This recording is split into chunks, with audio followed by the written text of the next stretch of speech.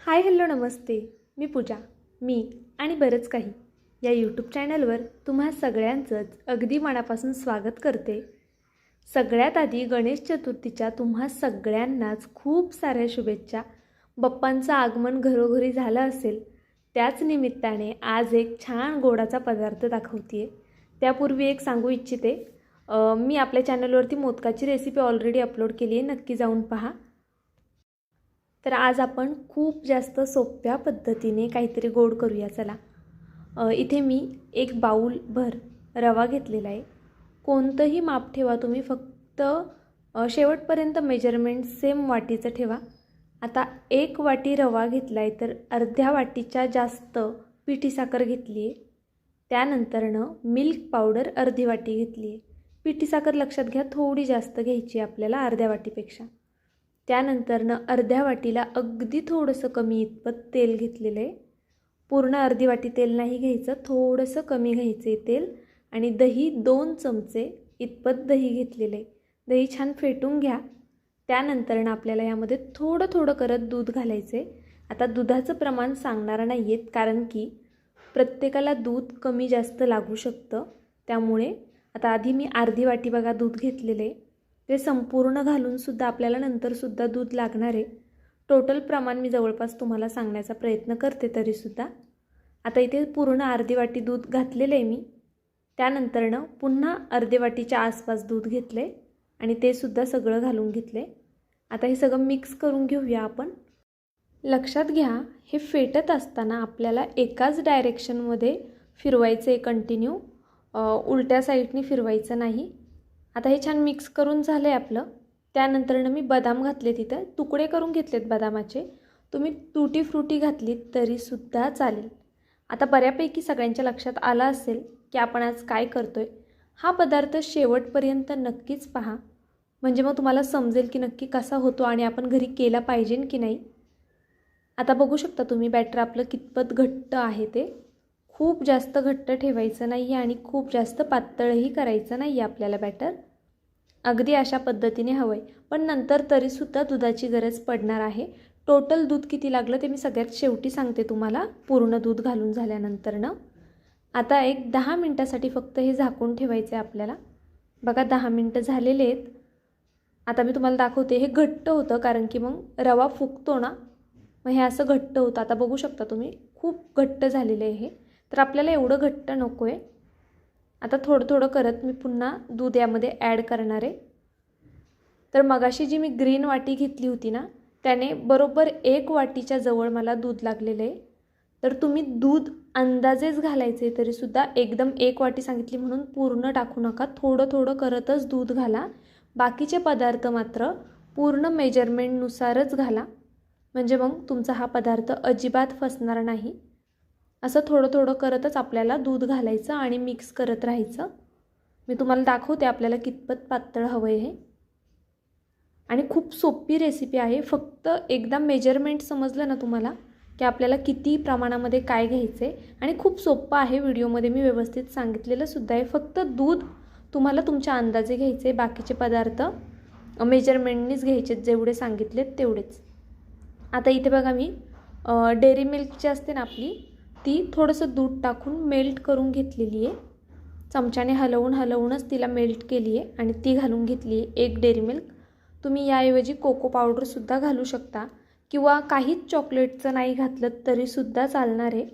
पण जरा चॉकलेट घातलं की मग मुलांना छान वाटतं ना, म्हणून फक्त माझ्या मुलाच्या समाधानासाठी म्हणून मी 2 ते 3 बाईट चॉकलेटचे असे वितळवून घेतलेले आहेत आणि त्याला दाखवले की बघ मी यामध्ये चॉकलेट पण घालते आहे, आणि मग यामध्ये घातलेले.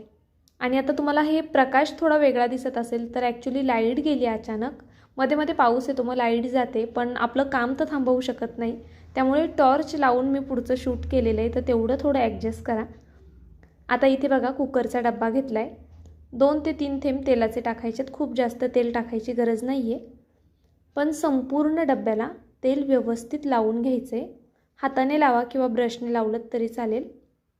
अशा पद्धतीनेच बघा आता मी कडाला वगैरे सगळीकडेच असं व्यवस्थित तेल लावून घ्यायचं आहे आपल्याला, कारण की यावरती मैदा चिटकला पाहिजे. आता इथे मी थोडा मैदा घेतलेला आहे, 1 चमचाभर. आणि हा छान असा संपूर्ण डब्याला लावून घेणार आहे.